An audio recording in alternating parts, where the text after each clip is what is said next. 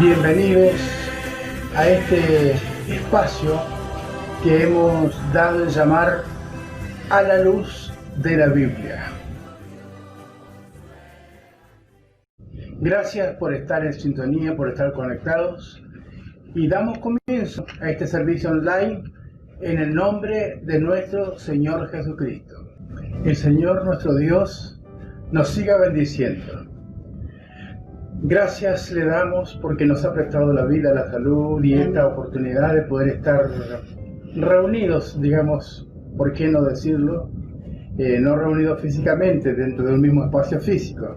Tal vez nosotros aquí, ustedes allí a través de esta red social, en su hogar o donde estén, pero estamos unidos en el espíritu, en esta actividad tan importante que es adorarle al Señor.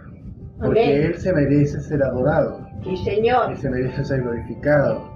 Porque Él es bueno y porque para siempre son sus misericordias. Amén. Vamos a pasar a orar. Una oración porque es lo más, digamos, lo más elemental, lo más importante en toda actividad espiritual, es que haya oración y que haya palabra de Dios. Amén. Así que vamos a hacer una oración y de paso les voy a anunciar la palabra del Señor en esta tarde. Va a estar en el libro de Apocalipsis, capítulo 1, versículos 10 y 11, para que pueda buscarlo con tiempo. Padre y Dios del cielo, invocamos tu sagrado nombre en este momento, Señor, a través de Jesucristo, tu unigénito Hijo, para pedirte, Señor, que escuches nuestra oración.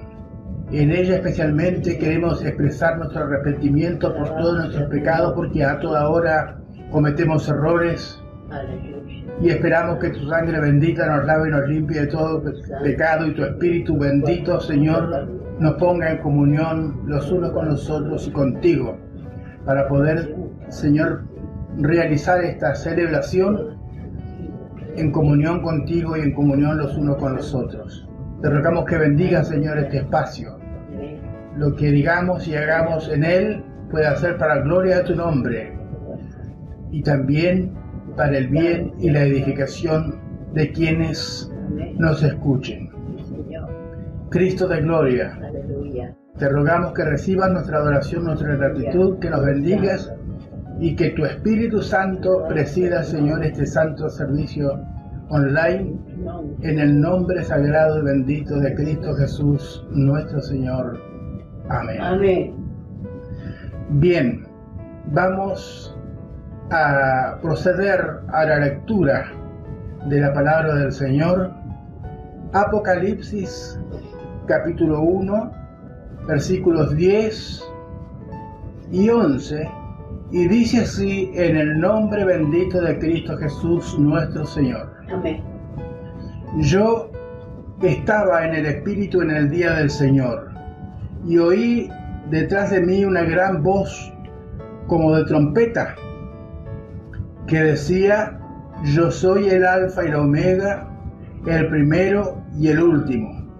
Escribe en un libro lo que ves y envíalo a las 7 iglesias que están en Asia: a Éfeso, a Esmirna, a Pérgamo, a Tiatira, a Sardis, a Filadelfia y a la Odisea. Amén. Amén. Es palabra de Dios. Sí, Señor. Bien, vamos a decir que hoy, por ser 24 de mayo, es víspera del Día de la Patria para nosotros en la República Argentina. Para nuestros hermanos que nos ven en Chile, nuestros pastores, amigos, a todas personas, amados nuestros allá en Chile, les explico que el 25 de mayo equivale al 18 de septiembre para ustedes. Como después está otra fiesta patria muy importante, que es el día de la Declaración de la Independencia, y creo, pero no aseguro porque no estoy seguro, me parece que equivale al 3 de enero para ustedes, que es el día en que se declaró la independencia nacional. Pero hoy se conmemora, se festeja como una manera de romper con la potencia que nos gobernaba, de la cual éramos colonia, nos cuenta la historia nacional que el 25 de mayo de 1810 se formó la primera Junta de Gobierno Patria y, digamos, Argentina comenzó a gobernarse solita. Rompió con su vínculo con España para después, 6 años más tarde, consagrar la independencia nacional. Así que en este día, a todos los que nos están escuchando, de norte a sur del país, desde la Quiaca hasta la Antártida y desde los Andes a las Malvinas, muy feliz Día de la Patria para todos. Amén. Dios bendiga a nuestra querida nación. Sí, Señor. Y a los argentinos radicados en el exterior que nos vean a través de esta red, igualmente para todos, Dios bendiga a la República Argentina. Amén. Ese es el motivo del embanderamiento y de la escarapela, que son 2 de los 4 símbolos patrios en Argentina. Los símbolos patrios en Argentina son el himno nacional, la bandera, el escudo nacional y la escarapela. Amén. Así que el Señor en su amor nos siga bendiciendo. También hay otro acontecimiento especial hoy. Hoy es el cumpleaños de Flavia. Dentro de un ratito le vamos a cantar el feliz cumpleaños y la vamos a saludar. Flavia es una sobrina mía, hija de mi hermana Marta y mi cuñado Héctor Galván. Son de la ciudad de Bahía Blanca. Bueno, a toda la galvaneada los amo mucho. Y como esta oportunidad se presta para Flavia, le digo a ella que la quiero mucho y le deseo el más feliz de los cumpleaños. Como yo, también mi esposa, la pastora Delia, mi hija Mariana y mi nietita Almita. La saludamos y le deseamos un feliz cumpleaños. Mañana, 25 de mayo, será el cumpleaños de otra persona, a la que también queremos, apreciamos mucho. Es la pastora Elba González, de la ciudad de Posadas, provincia de Misiones, en la frontera con el Brasil casi, allá cerquita de Brasil. La hemos tenido en nuestra casa, es una amiga de oro para nosotros, la queremos mucho y le deseamos mañana, que no vamos a estar nosotros al aire, pero mañana es su cumpleaños, feliz Día de la Patria. Supongo que por eso su papá y su mamá le habrán puesto Elba Argentina, porque nació en el Día de la Patria Argentina, el 25 de mayo. Así que te queremos mucho, Elvita, Dios te bendiga mucho. Bueno, vamos a pasar a la exposición de la palabra del Señor. Vamos a hablar unos minutos de esta palabra bendita de Dios que tanto bien hace a nuestras vidas.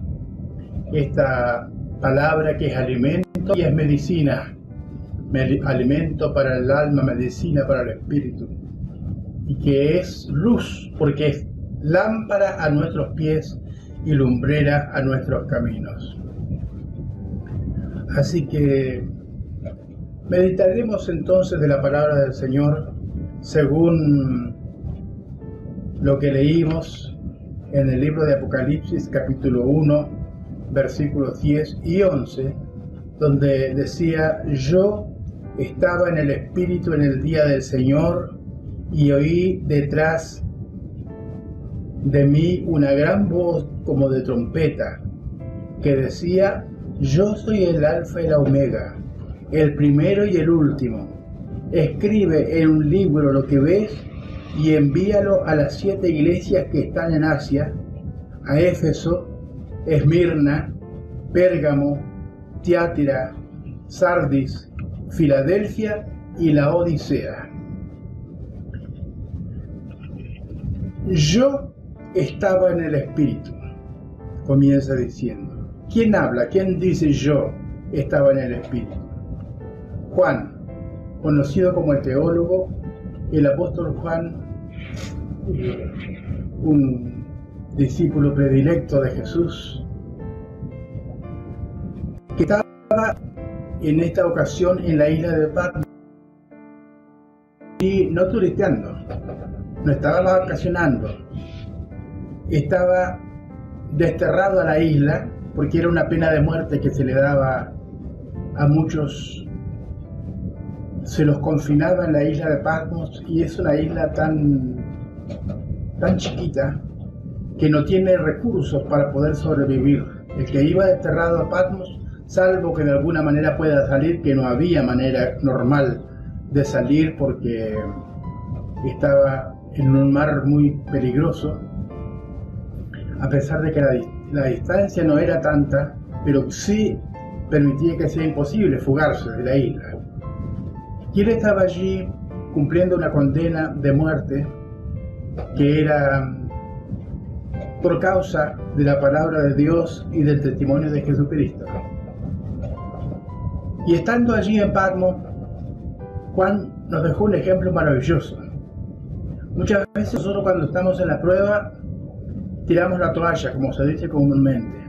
A veces no aguantamos las pruebas y hasta aquí nomás. Y nos quejamos y pataleamos. ¿Por qué Dios nos permite pruebas? ¿Por qué esas pruebas? Siento que Juan, en vez de quejarse, en vez de patalear, en vez de reclamar, en vez de querer justificarse, él aprovechó el tiempo que estuvo en Patmos para una intimidad con Dios. Sin embargo, el no poder comer, él lo aplicó como un ayuno, oraba y Dios le reveló cosas muy importantes. Lo que está escrito en el libro del Apocalipsis le fue revelado a Juan mientras estaba en Patmos esperando morirse en su destierro. Pero no murió nada. Dios tomó los medios para que sobreviva y para que alguien lo rescate, y fue llevado nuevamente a la civilización, y eso, el tiempo que él estuvo en Patmos, lo usó para provecho de su espíritu. Provecho de su espíritu y provecho de la humanidad, de la iglesia mundial, porque las revelaciones del Apocalipsis le fueron reveladas a Juan y él tomó nota de todo y después las escribió en un libro, y fue el libro de las revelaciones, o sea, el libro del Apocalipsis. Estaba en el Espíritu en el día del Señor y oí detrás de mí una gran voz como de trompeta que decía: yo soy el Alfa y la Omega, el primero y el último. Escribe en un libro lo que ves y envíalo a las 7 iglesias que están en Asia: a Éfeso, a Esmirna, a Pérgamo, a Tiatira, a Sardis, a Filadelfia y a la Odisea. Las 7 primeras iglesias constituidas en el continente asiático, a ellas se les dirigió estas cartas. Cada una de estas cartas tenía un mensaje, digamos, un mensaje propio para la iglesia en cada lugar. Éfeso, Esmirna, Pérgamo, Tiatira, Sardis, Filadelfia y la Odisea. Pero aparte de tener un contenido propio para esas iglesias, también tenía un contenido más amplio, que es un contenido universal para las iglesias, para la iglesia cristiana de todos los tiempos. Tanto es así que en cada una de esas 7 cartas a esas 7 iglesias se estaba resumiendo la historia de la iglesia en sus 7 edades. 7 edades, 7 tiempos, 7 periodos históricos, 7 etapas de un proceso histórico de la iglesia desde que Cristo la fundó hasta que Cristo venga por ella y en el arrebatamiento. Cada una de estas 7, el nombre de cada una de estas 7 iglesias estaba marcando, digamos, la etapa, una etapa distinta de la iglesia en el devenir de los tiempos. Tanto es así que la primera carta estaba dirigida a la iglesia de Éfeso. La iglesia de Éfeso simbolizaba, representaba a toda la iglesia cristiana desde el Pentecostés hasta la diáspora. Vamos a explicar un poquito esto. Digamos que hay una frase mía que dice que los sufrimientos de Cristo en la cruz, la crucifixión de Cristo, fueron los dolores de parto con que el cielo parió a la iglesia en la tierra. Podríamos decir que en la cruz nació la iglesia. Y 50 días más tarde, en el Pentecostés, la iglesia que hasta entonces solo era cristiana pasó a ser iglesia pentecostal. ¿Por qué? Pentecostal viene de la palabra Pentecostés y en el Pentecostés, digamos, como que se registró, se asentó a la iglesia en el libro de la historia de la tierra. Bendito sea el Señor para siempre. Amén. Así que allí el Pentecostés marcó el inicio, marcó el principio de la iglesia en la tierra. La iglesia venía representada como Kaal, una palabra griega, hebrea, precisamente, exactamente, quiere decir iglesia. Y venía representada en los sacrificios de Abel, en el sacrificio de Abraham, en el rito instituido del sacrificio del Cordero en la ley de Moisés, y así sucesivamente. La iglesia venía teniendo antecedentes prenatales de su existencia, pero la iglesia nació cuando Jesús fue crucificado y quedó registrada o asentada en los libros de la historia en el Pentecostés, en que fue llena del Espíritu Santo, porque una iglesia hasta que no sea llena del Espíritu Santo es un club social solamente. Pero cuando el Espíritu Santo se apodera de la iglesia y la iglesia se empodera en el Espíritu Santo, entonces es la iglesia que Cristo quiere y la iglesia que Él ganó en la cruz a precio de su sangre bendita. Bueno, ya desde Pentecostés en adelante, porque desde fue resucitado y ascendió al cielo, Él despidió a sus discípulos y cuando se iba, dice que reunió a los 500 que habían y les dijo: no os vayáis, no os desparraméis, permaneced en Jerusalén hasta que venga el Espíritu Santo. Y cuando venga el Espíritu Santo, entonces asumirás el rol de iglesia y me serás testigo en Jerusalén, en Samaria, en Judea y hasta lo último de la tierra. La iglesia se capacita cuando recibe al Espíritu Santo. Pero los 500 que Jesús despidió, a falta de la presencia física de Jesús, que resucitado se fue al cielo, la iglesia como que mermó, disminuyó. Y en el Pentecostés, 10 días después de la ascensión de Cristo al cielo, 50 días después de la resurrección y 10 días después de la ascensión de Cristo al cielo, de los 500 solo quedaban 120. Había mermado, había disminuido y la iglesia había entrado, ¿por qué no decirlo? Para que lo entendamos mejor, como en un estado depresivo. Ya sin Cristo nada era lo mismo. Pero en Pentecostés, los 120 que quedaban, el remanente fiel, fueron llenos del Espíritu Santo y fueron llenos del poder de lo alto. Así que allí en Pentecostés, digamos, comenzó la marcha en la historia de la iglesia en la tierra. Esta primera etapa de la historia de la iglesia, que la marca el libro de Éfeso, va desde Pentecostés hasta la diáspora. ¿Qué es la diáspora? Diáspora significa dispersión, desparramo.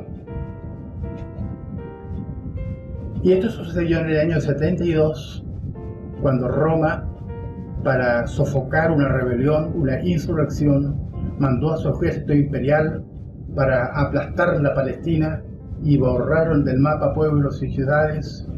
Les costó 6 años de sitiar Jerusalén hasta que, desde el 66 hasta el 72, hasta que finalmente en el año 72 Jerusalén cayó bajo el poder de Roma.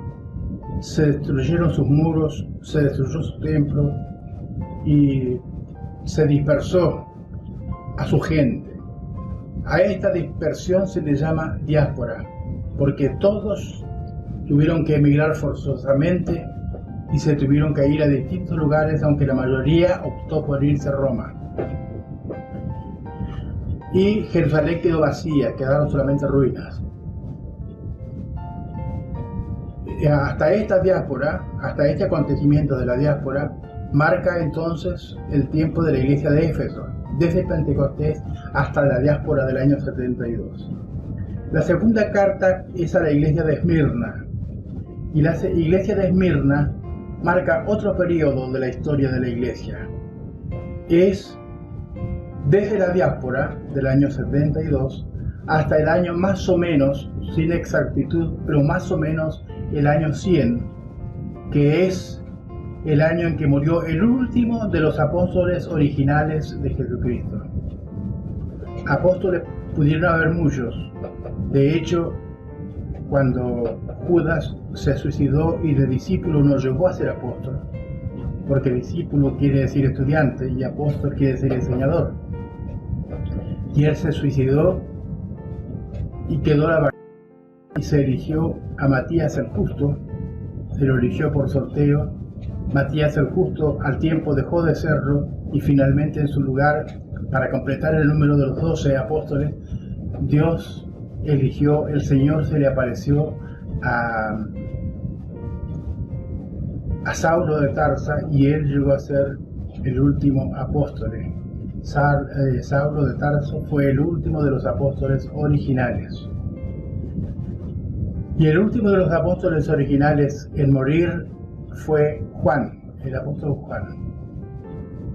Dice, o sea, se entiende, según la Biblia, que fue el último en morir. ¿Por qué? Porque él era muy jovencito, tenía menos de 20 años cuando Jesús murió en la cruz, así que los demás, que eran más adultos que él, y muchos martirizados, fueron muriendo hasta que el último apóstol original en morir fue el apóstol Juan, el que había estado condenado a morir en Patmos y se salvó de Patmos, pero bueno, después ya muy viejito, tuvo que morir.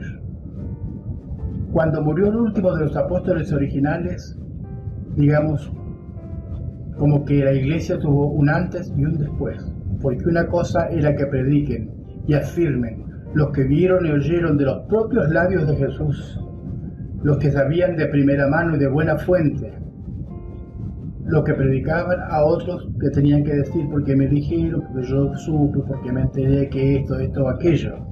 Entonces, la muerte del último apóstol original, que fue el apóstol Juan, marcó el fin de la segunda etapa de la historia, que es el periodo conocido como el periodo de Esmirna. El tercer periodo, el de la iglesia de Pérgamo, marca desde el año 100, más o menos, en que murió el último apóstol original, hasta el año 315. ¿Qué pasó en el 315 que marcara un antes y un después en la historia de la iglesia?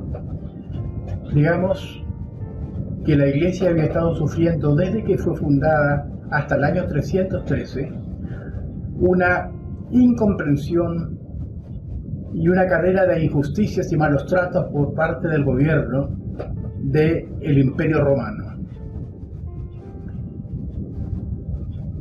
Claro, la iglesia considerada enemiga, el gobierno, el emperador, actuando como un enemigo de la iglesia, se les hizo de toda clase de barbaridades y atrocidades. La iglesia sufrió estoicamente una etapa muy triste, muy dolorosa, terrible. Pero en el año 313 ya había un emperador. Cuando todos los emperadores fueron malos, muy malos, hubo un emperador que no fue malo con la iglesia, con los cristianos. Este fue el emperador Constantino I el Grande. Constantino I el Grande se convirtió, digámoslo por decirlo de alguna manera, aunque la conversión no fue genuina, no fue auténtica, pero él aceptó la religión cristiana, lo que él llamaba la religión cristiana, que en realidad es de la iglesia cristiana. Declaró comprenderla, declaró simpatizar con ella, y la historia de los cristianos comenzó, digamos, experimentó un cambio tremendo, un cambio muy fuerte, muy profundo.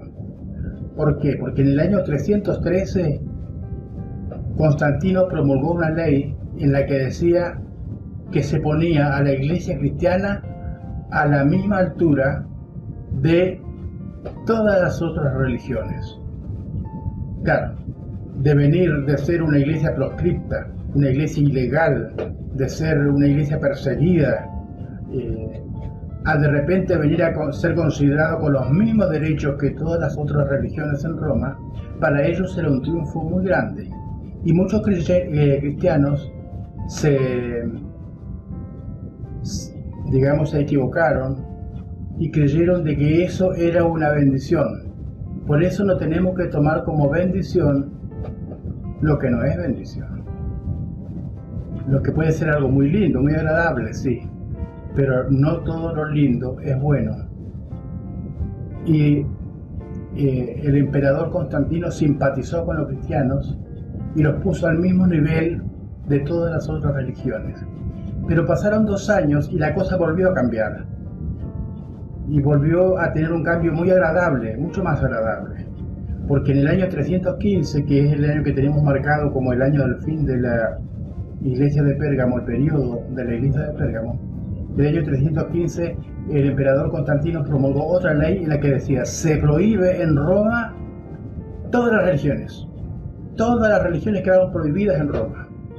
La única que se considera como religión del Estado y religión verdadera y respetable es la religión cristiana. ¿Para qué le cuento? Los cristianos celebraban en las calles felices ahora, después de haber sido los últimos allá abajo, ahora estábamos en primer lugar sentados al lado del emperador. Y celebraban y festejaban y no sabían que ese iba a ser el principio de sus males, el peor de todos sus males. Porque la misma ley de Constantino, en la que se la declaraba, se la reconocía como única iglesia del Estado, esa misma ley decía que se obligaba a que todo ciudadano romano tenía que renunciar a su religión de toda la vida y tenía que aceptar la religión cristiana. Los templos empezaron a ser chicos. Se hubo que levantar increíbles cantidades de templos y así no daban abasto. Y los templos se llenaron de personas mundanas, de personas pecadoras sin interés de arrepentirse. Ellos se hacían cristianos porque la ley los obligaba nomás. Y a la fuerza no es cariño, dice un dicho. Y los templos se llenaron de personas, pero las almas no se llenaron de la gracia de Dios. Entonces la iglesia pasó a ser una masa social impresionante de personas no convertidas, personas inconversas, en la que seguían arrastrando sus ideologías de sus viejas religiones.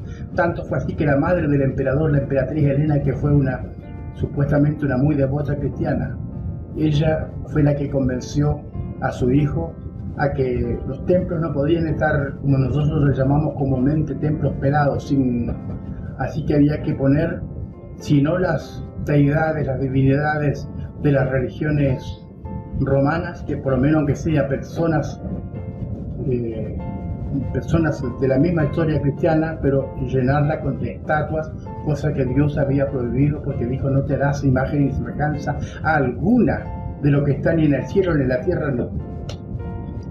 Prohibida estrictamente por Dios, pero la iglesia lo aceptó porque por iniciativa de la emperatriz Helena, madre de Constantino, los templos se llenaron de imágenes y así se introdujo el culto idolátrico de las imágenes, lo que a Dios enojó terriblemente. Y Dios ya no miraba como iglesia a su iglesia, ni miraba como cristianos a los cristianos, porque el paganismo había invadido a la iglesia.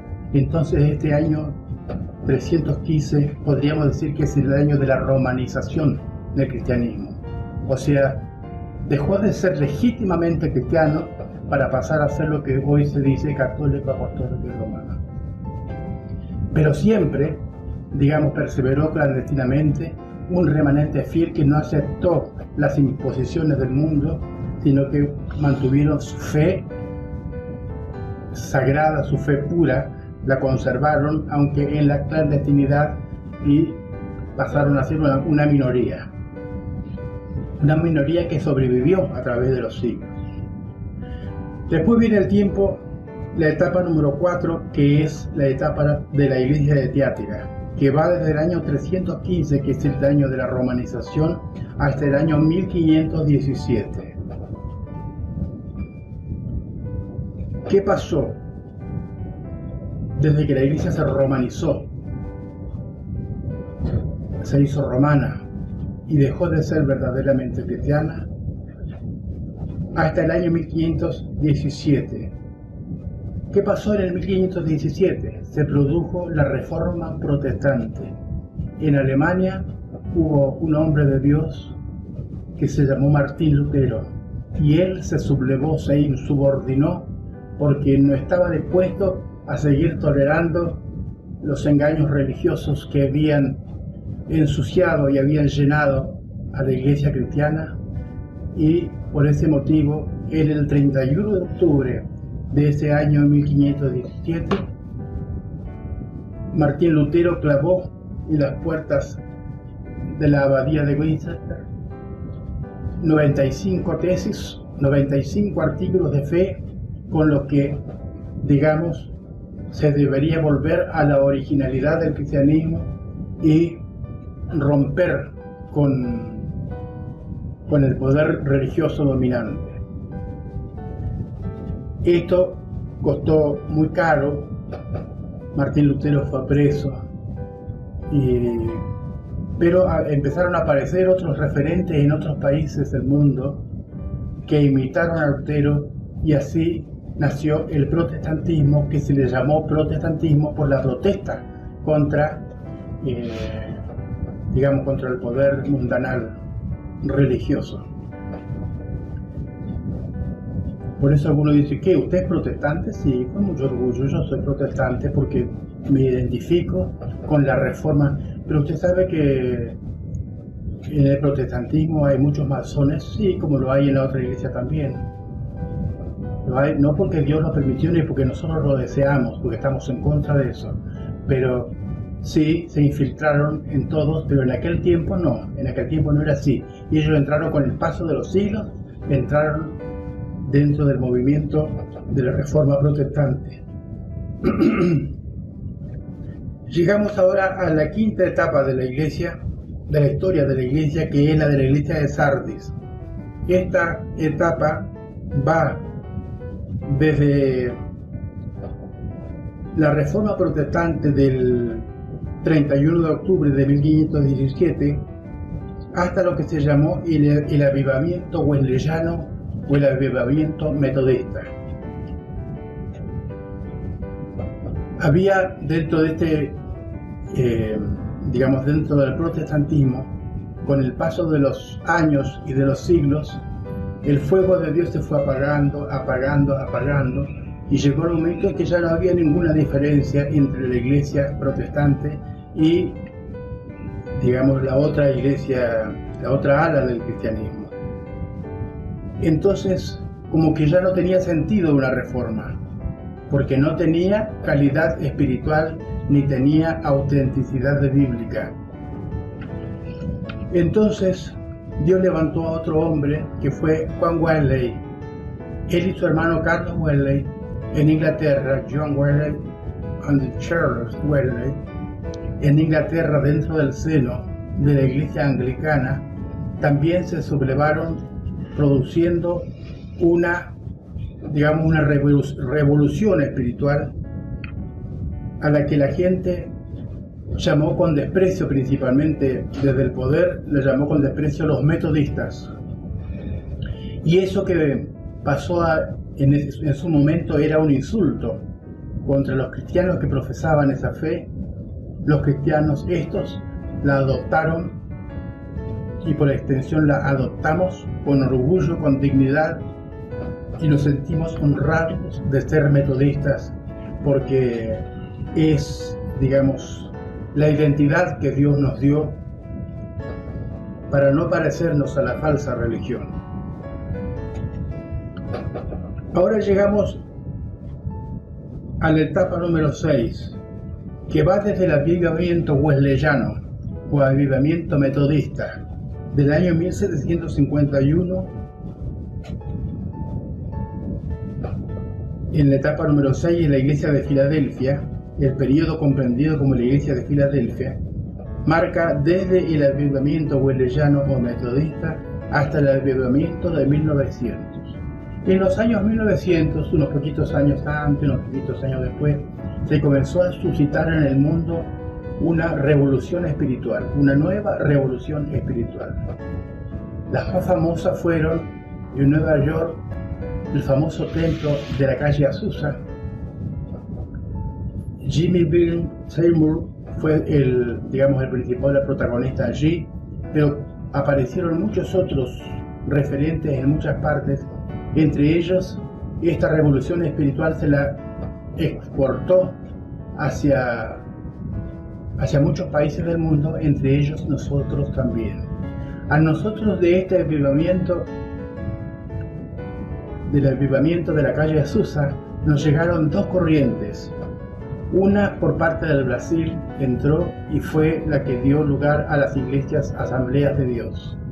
Y la otra corriente, la más metodista, porque venía de ser de la iglesia metodista episcopal, nos llegó a nosotros a través de Chile. En Chile hubo un gran hombre de Dios que se llamó Mr. Willie Hoover.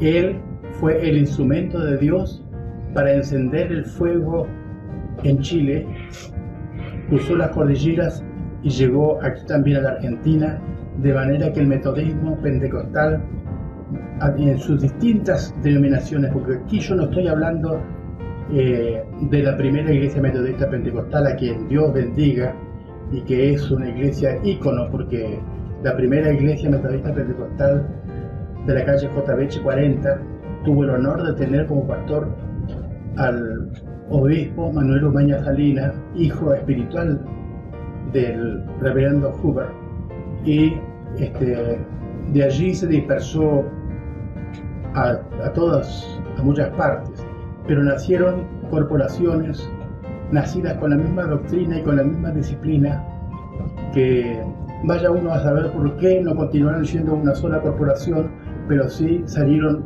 muchas organizaciones, muchas corporaciones en las que unos por un lado y otros por otro, pero todos con la misma fuerza, con el mismo ímpetu, han traído el Evangelio a todas las latitudes de nuestro bendito país, Argentina. Nuestro origen es el origen chileno, el del avivamiento de Valparaíso, y que tiene como principales protagonistas al reverendo Hoover y al obispo Manuel Umaña Salinas. Y esta etapa de la iglesia de Filadelfia marca, ese periodo en la historia del cristianismo, desde la revolución wesleyana o metodista hasta el avivamiento de Azusa. En Azusa fue en el año 1905 y en Valparaíso en el año 1909. Y llegamos a la séptima y última etapa, que es la de la iglesia de la Odisea. La iglesia de la Odisea, simboliza, marca la etapa número 7 y última etapa de la iglesia en la tierra, porque marca desde el avivamiento de 1909, ¿sabe hasta cuándo? Hasta dentro de muy poquitito, desde el avivamiento de 1900 hasta el arrebatamiento. O sea, nosotros estamos viviendo el periodo de la iglesia de la Odisea. ¿Qué nos quiere decir esto?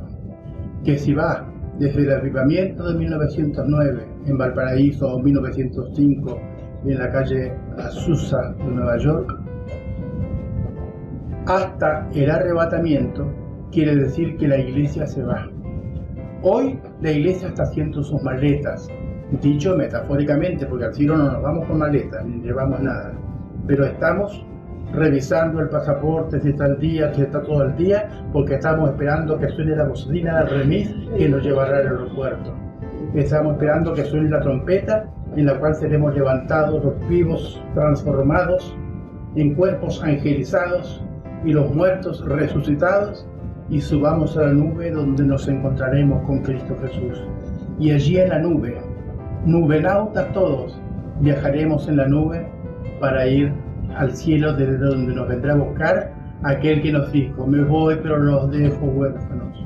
Me voy, pero mi Padre enviará en mi lugar otro Consolador, el Espíritu Santo, que estará con vosotros para siempre. Amén. Aquel que dijo: para que donde yo estoy, vosotros también estéis. Sí, Señor. Gloria al Señor para siempre. Amén. Cristo está viniendo, amados de mi alma. Bendito Dios. Cristo está por llegar. Bendito Cristo. Ya se escucha cada acontecimiento, Amén. cada acontecimiento trascendental e importante que pasa en el mundo, es el eco de otro paso de Cristo que se está acercando a la tierra Sí, y Señor. vendrá a buscarnos. Amén. Preparémonos. Dejemos sucios rencores. Bendito Dios. Amemos de verdad. Aprendamos a amar de verdad. Bendito Dios. Dejemos lo malo, lo sucio, lo impuro. Vivamos en santidad. Dejémonos transformar. Dejémonos llenar con el Espíritu Santo. Amén. Porque una iglesia en el Espíritu, sin mancha y sin arruga, es la iglesia en la que Él vendrá en una nube. Cuando ya la trompeta suene, que ya está por sonar. Amén. Al Señor que vive sea la honra, la gloria y la alabanza. Verdaderamente, Señor, tú eres la persona más importante en este lugar y en todo lugar. Sí, Señor. Muchas veces trabajan en función de ser un líder destacado, un líder distinguido, de ser una personalidad pública, y una alabanza muy hermosa que a mí me encanta, que se llama Dando Dios Inmortal Alabanza. Dice: morirán los señores del mundo, mas su reino no acaba jamás. Amén. Que el Señor nos siga bendiciendo. Sí, nos queda una alabanza todavía, ¿verdad? Sí. Bueno, vamos a tomarnos un tiempito para organizarnos en cuanto a la alabanza que nos falta. Si se escucha mucho ruido es el viento. Hay mucho Sí. viento. Pedimos disculpas si escuchan de repente sonidos como golpes, es porque hoy acá es un día de viento muy fuerte y, digamos, hace golpear las ventanas y las puertas como que alguien estuviera llamando, pero es el viento, que molesta bastantito. Bueno, Dios nuestro Señor nos bendiga, nos ayude, y esperamos que haya llegado al corazón de todos el mensaje de la palabra del Señor, en la que nos ha hablado sobre 7 etapas históricas de la Iglesia, pero no para contarnos un cuento, sino que para decirnos que si ya estamos en la etapa número 7, que es la última etapa, es porque ya la Iglesia cerrará su ciclo aquí en esta tierra, sonará la trompeta y volaremos con Cristo a la gloria. Bendito sea Amén, Señor. el nombre de nuestro Señor Dios, ahora y siempre, porque solo Él lo merece, solo Él es digno. Amén. Había prometido a mi pastora Viviana Mievin de Chávez, de San Antonio Este, que la iba a saludar y le iba a desear feliz día de la patria para ella. Lo hice, pero ahora lo hago de manera más puntual. ¿No hay qué nos quedamos sin señal? No, el internet está, por suerte. O sea, pero nos quedamos sin señal. Para la música sí. Ah, bueno, pero hay... Sí, sí. Ah, bueno. Entonces pasamos a la oración de despedida, porque se cortó la señal del internet. Pero si el programa sigue saliendo, Sí, sí. entonces hacemos la oración de despedida. Y bueno, Momento en que convengamos, como siempre, que cuando la oscuridad del pecado ensombrece al mundo, es imperativo vivir a la luz de la Biblia.